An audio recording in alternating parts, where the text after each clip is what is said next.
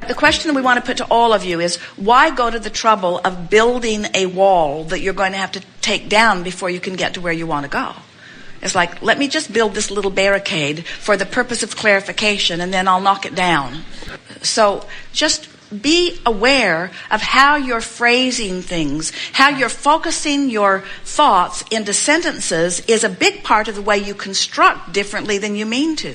So when you start a sentence out by, I have a hard time with, you're just deliberately building the trouble with that is, what I don't like about that is, the thing that bothers me most about this is, in other words, you have a bunch of those phrases that not just you, but everyone does. So let every sentence begin in the direction of where you hope to end up. The improvement I'm looking for is constructing a thought way that's different than the struggle I have with this is.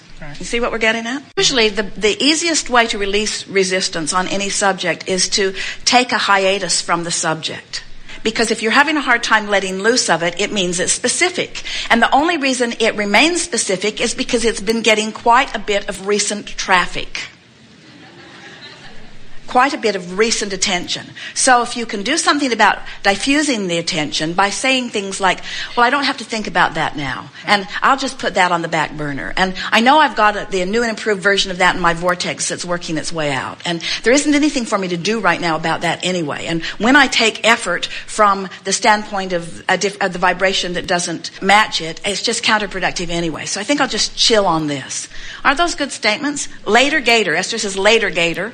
Later gator, later gator. It's her way of saying, if I think about it now, I know I will be constructing thought paths that later I will have to undo. So I'm going to think about it later from inside the vortex. Or I'm not going to think about it. Right. Do you ever have people that they want to talk about it now? I want to talk about this and I want to talk about this now. Please don't make me. I want to talk about this and I want to talk about this now. And you just know, no good's going to come from it. It's just going to get bigger and badder and bigger and badder and bigger and badder. So the best mantra from this seminar is later gator. Every single time. Because a successful meditation is a stopping of thought. And a stopping of thought is a releasing of resistance. Have you been listening to this one yet? Here's the thing to watch for. Several of you are listening to this, yes? So let's have a discussion about that just for a moment. So it takes some attention to get your breath synced up with the music, yes? Right. And when you do you feel sort of successful? So in that process, there is absolutely, no matter what mind chatter's happening, no matter what, if you manage to get your breath synced up with the music, you have deactivated some thought. Maybe not all, but you have deactivated some resistance and you are less resistant than you were before, no matter what. So let's say that you are listening to the words, but let's say that you're not really hearing what they're saying. That's all right. That means you're in a diffused state. That means you're in a defocused state. That means you're in an allowing state. Now let's say that the word springs forward and you hear it. Suddenly you are really aware of the words that we are speaking while you are listening. That means you are either really on sync with the vibration or you are not. If the words come forward to you in a strong way, it means that you're focused. And if the words come forth and are pleasurable as you hear them, that means you've managed to release resistance. The vortex has trained your vibration and you're right on sync. So you're hearing those words in a more emphatic, deep way than you ever have before. You with us? And you've had that experience? So then, does your mind ever wander away from what you're hearing?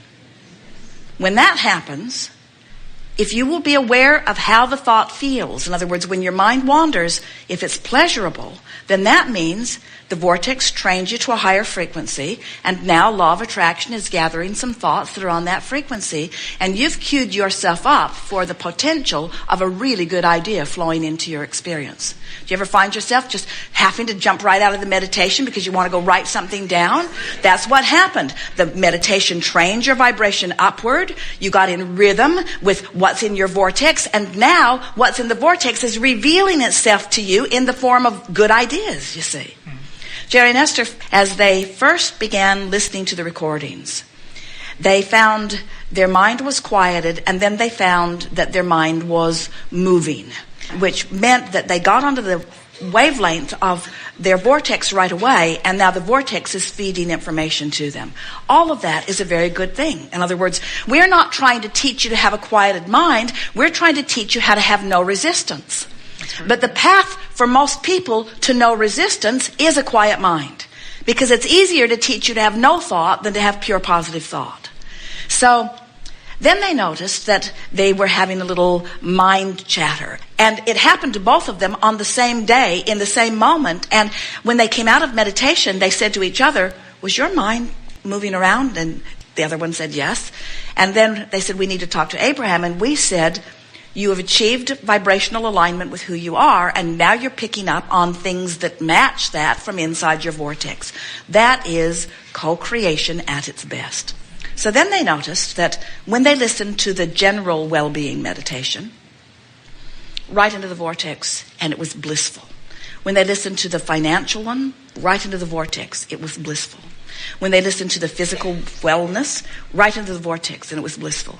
When they listened to the relationship, all kinds of different things started surfacing, because the frequency of what's in their vortex and their practiced frequency weren't up to speed. And so what was coming up for them was resistance was coming up. Resistance is coming up and showing itself to you. You can tell by the way you feel. So your work is to just sort of breathe it away. So are you getting the sense of what we've been talking about here in terms of more specific and negative, less specific and negative, really general and negative, really general and positive, more specific and positive? So that's what's going on. In other words, if you're really specific and negative, then anything that you can do to quiet your mind, which means maybe drop out of school, maybe go to the beach, maybe go get a massage, do anything you can to sort of break that attraction or those thought ways. But eventually you want to get hold of what's going on with the power of your own mind. You have the ability to bring yourself into alignment with who you are and then think really specific thoughts about it. So would you say that what we're encouraging you to do is not think? Never. Would you say that what we're saying to you is if you're in a negative place, don't think? Yes. If you're in a negative place, don't think, don't speak, don't call anyone, don't send an email, don't build the thought ways. If you're in a negative place, you have one thing to do. Chill. You have one thing to do. Do anything that you can do to break the patterns of thought. And so meditation is the best thing that we know of, because it causes you to focus in a way that will release the resistance. If you're in a really good feeling place, do you think that's a good time to think? Yes. Why? Because you'll get a lot done? Or because it's pleasurable to think really specific thoughts when you're inside the vortex? You see what we're getting at? Yep. The whole thing is for your pleasure. Do you ever find a daydream that's pleasing to you? Oh, yeah. Do you ever find one that isn't? Isn't it clear that you want to focus yourself into the vortex, into alignment? And there are all kinds of benefits that come from it. But the thing that we want you, and we can feel you picking up on it more and more, we want you to acknowledge the existence of the vortex, the perfection of what's gathered there, and your singular intention regarding it. Your singular intention is to get in there and let it have its way with you. Get in there and let law of attraction reveal to you everything that you've incrementally put in there, you see. So when someone says, I need to know what I'm intending, I need to think about what I want, we say, you've already done that. It's already in there. Now that effort is counterproductive, because the more you try to think about what you think you want from your place of thinking that you don't have it, the more you introduce resistance to the whole thing and bog the whole thing down. So is it really possible that the flower children had it right all along? Is it really possible? Is it really possible that it's just about letting go? And we say, yes, but a lot of them weren't doing it either. In other words, you can't be a protester and protest your way into the vortex. You can't be against anything and get into the vortex. The vortex represents the vibrational version of all that you have created, through all that you have lived, and stands as the culmination of all that you are, and is incessantly calling you gently and softly and steadily, but dynamically and powerfully forward into not an instant manifestation, but into a path that as it unfolds will give you what you've all come forth to live, a really rich and delicious and satisfying moment-to-moment experience. When you take the time to get into the vortex, and then you get out into traffic, then you get out into the flow of things, the universe dances with you. Butterflies come by at the right moment. Birds come by at the right moment. People and children and dogs with their heads out the window, and traffic, people who will yield for you, and traffic signals, and the way you breathe, and the way your cells are metabolizing, and the way your blood is flowing. In other words, there is a level of delicious creation in a physical body, the likes of which most people have deprived themselves all of your life. And when you start breathing yourself into alignment, and then you go out into the day, tuned in, tapped in, turned on to the fullness of who you are, and you allow this benevolent universe who has your number, who knows every single thing about everything that you want, just feeding you the gentle thoughts, the gentle images, the interaction with others, the ideas. You find yourself thinking of things just at the right moment. The edge comes off of everything. You become more productive. You have more fun. In other words, life in the vortex is really, really delicious. And by that, we mean productive in the highest sense of the word, but the productivity that we're looking for all of you is joy, joy, joy, joy, joy, joy, joy. And when you let that joy be your mantra and your quest, and you train yourself into the vortex, then not only do you get joy and money. Not only do you get joy and a lot of good friends around you. Not only do you get joy, but you get joy and a really good feeling body and a beautiful place to live and in a beautiful environment around you. And the universe will just knock itself out to deliver to you every incremental thing that you've ever thought was a really good idea if you will just take time to get into the vortex.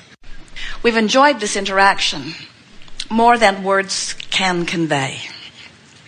It's a very satisfying experience to stand inside your vortex in full awareness and recognition of all that you are, and then to watch you deliberately join that vibration. Way more fun than waiting for you to croak to do it. Although it's good in any case.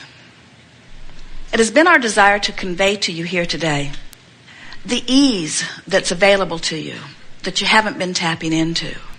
The leverage that's available to you from inside the vortex is extraordinary in compared to the effort that you offer from outside the vortex.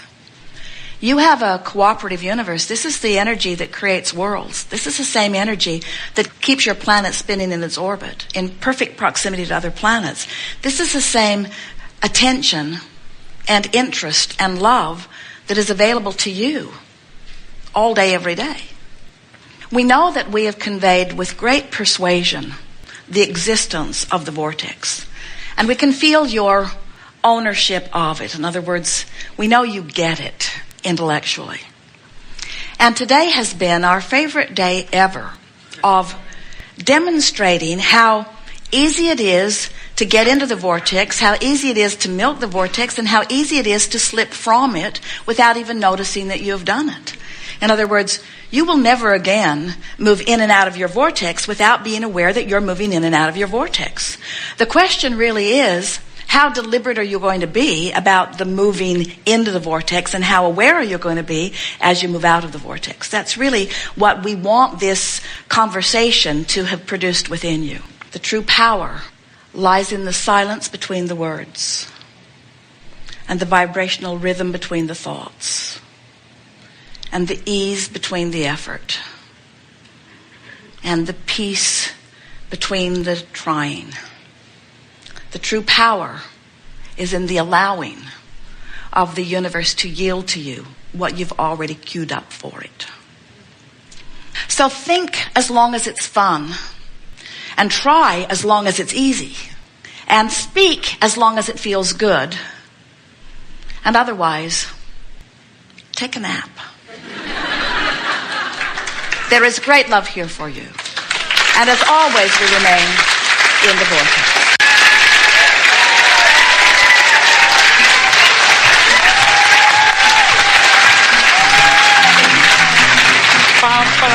bum, bum, bum, bum, bum. Yeah.